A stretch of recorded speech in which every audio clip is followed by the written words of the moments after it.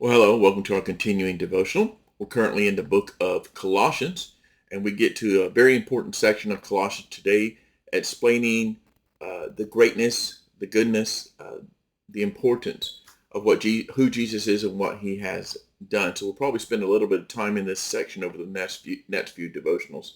Let's go ahead and look at Colossians 1, just starting with one verse.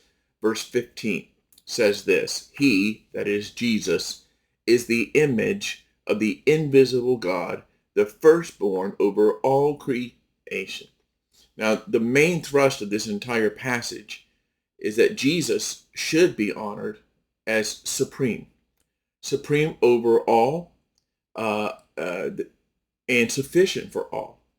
So he's supreme over everything every person, every organization, every authority we can think of. Jesus is supreme over those by far, and he's sufficient for everything that we need, and most importantly for salvation. That's kind of the main thrust of this entire passage. Now, here's the issue. Many today diminish the supremacy of Jesus. They undermine, they minimize, they lower, for lack of a better word, who Jesus is. You see that certainly in secularism, that is the worldview that sees Jesus just as another famous person, but no more than that.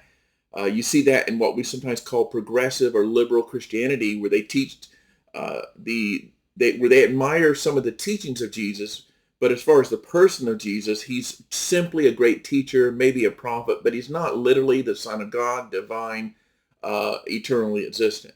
We see other cults or world religions and how they diminish the supremacy of Jesus, whether that's Mormonism that makes Jesus a creation, Jehovah Witnesses that teach that Jesus is a brother of Lucifer, Islam that teaches that Jesus was not the Son of God but a prophet, Hinduism that teaches that Jesus is one of many avatars or spiritual gurus or beings, but not supreme, not unique, not the one and only Son of God.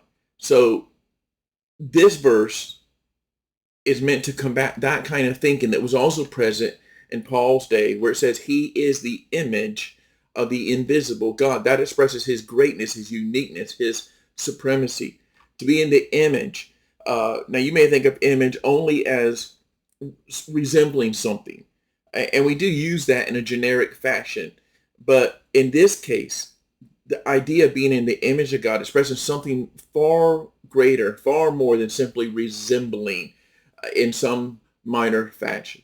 The Bible teaches that Jesus is fully and completely like God the Father. That's why it says in verse 19, a little later, which we'll cover in detail, it says, in him all the fullness of God was pleased to dwell. So being in the image of the invisible God means that Jesus fully reflects and fully reveals God's nature. He does that perfectly because he is God. He is God's Son. So when we ask questions like, what is God like? The correct answer, the only way we can know that is by looking at Jesus. He's the image of the God that we cannot see. He's the revelation of the true God. He is God incarnate. So in creation, as we look at the world, the stars, the sun, the moon, and so forth, we see and can know God's existence. But in Jesus, we can know God's essence. We know his character. We know his attributes. We know what God is like. This is why John said in his gospel, John chapter 1, verse 18, that no one has ever seen God, but the only God, referring to Jesus, who is at the Father's side, he has made him known. Hebrews chapter 1, verse 3 tells us he's the radiance of the glory of God and the exact imprint of his nature.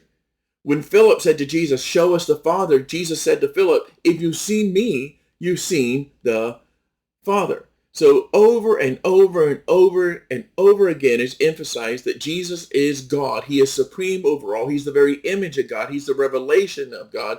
When he speaks, God speaks. What he does, God does. So to know Jesus is to know God, and he is to be seen not as just a prophet or a teacher or a guru or historical famous figure.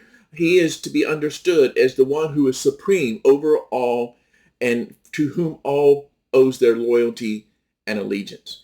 Now, when we meet again In our next devotional, we'll look at a second part of verse 15, which also says he's the firstborn over all creation. Have a blessed day.